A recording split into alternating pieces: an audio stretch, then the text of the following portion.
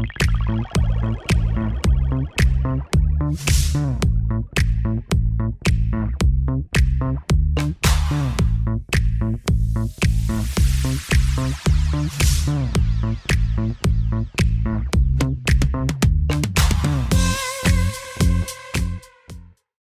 mentioned something which is a very hot topic, which is job displacement. We spoke a few weeks ago, and one of the things you mentioned is that the balance will tip in favor of professionals and companies who are able to successfully leverage this technology compared to not knowing or not using it or embracing it. Can you expand a little bit more on that?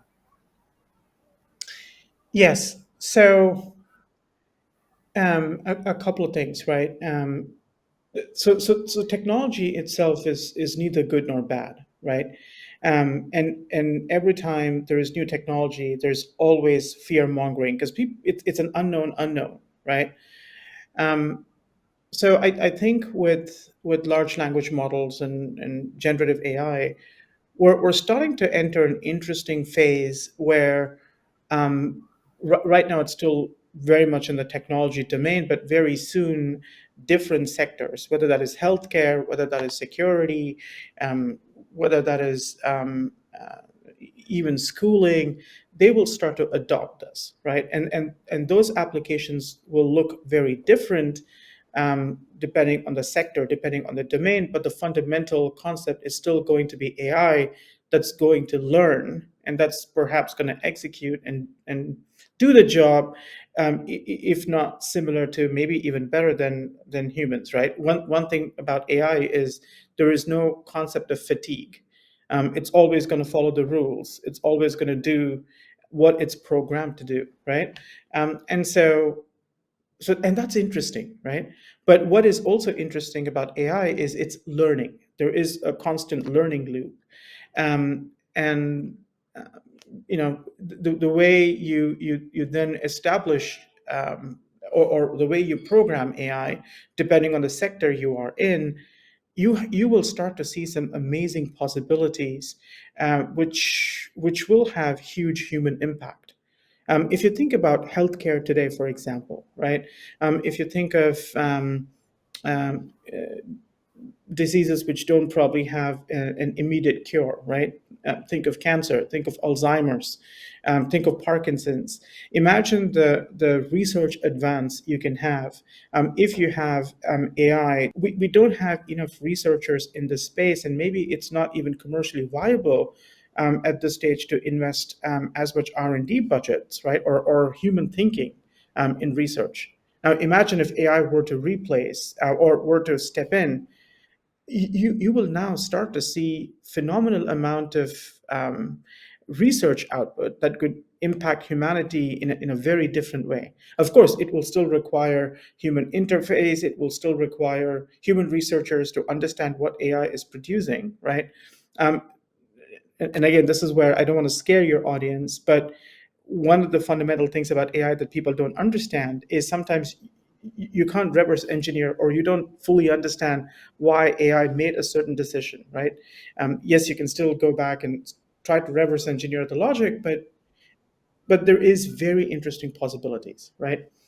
Now, however, when we talk about job displacement, it is very real. It's probably going to happen. There is going to be a lot of downstream jobs and perhaps even skilled jobs that might get automated, right? So then there is an open question about what happens to people who get displaced, right?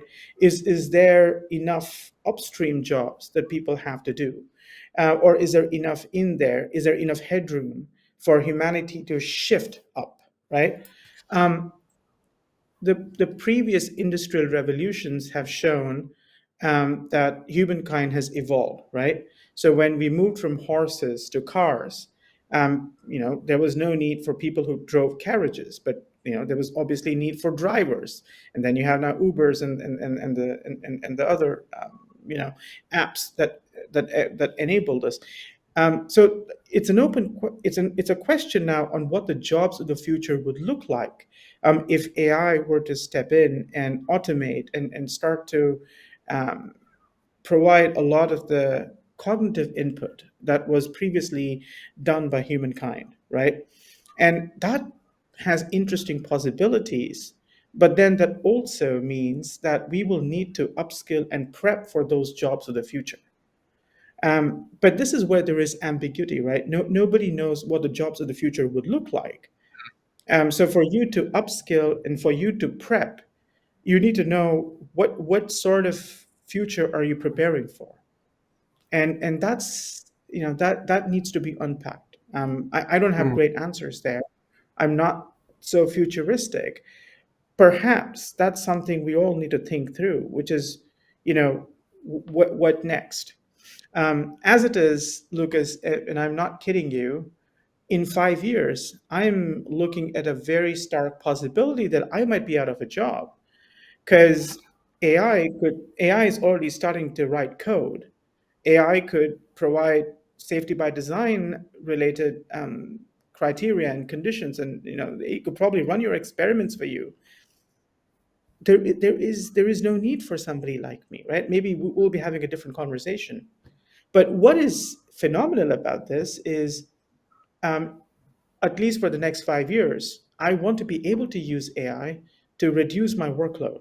I want to be able to use AI to augment my work, because mm, every day is literally burnout moments for me. Because like I said, we live in a resource constrained world, and AI has phenomenal possibility because it is going to reduce your operating costs. It is going to be helping your P&L, as long as you know how to use it properly, right? So I am starting to work on, okay, what's the best way to use this tool, right? What kind of prompts do I need to write to be able to make the best use of, and that's interesting, right? I feel like a potter who's trying to make different pots of different shapes and sizes, and every day is a new experience, and just the thrill of getting answers from chat from generative AI based on your prompt is it's a very childlike experience, but it's a phenomenal experience. mm. Sorry, I speak a Yeah. lot, Lucas. You can tell. No, no, no. I hearing you speak, it's kind of like sparks a lot of questions, a lot of ideas. You mentioned that it's likely that we will move. One of the recent studies that was done was found that same way, like you mentioned, in the industrial revolution, a lot of jobs were replaced or automated. It created new jobs for people to move into and move more upstream on the funnel of jobs in terms of low value, low touch, high value, high touch kind of spectrum. So it's likely that we will see something similar like that happen with job displacement, where really mundane and repetitive tasks that can be done and automated in a way that still adds value to customers and clients. This will free up time for people to work on something that's a bit more high value and something that's requires a little bit more human nuance instead of relying on a automation for it.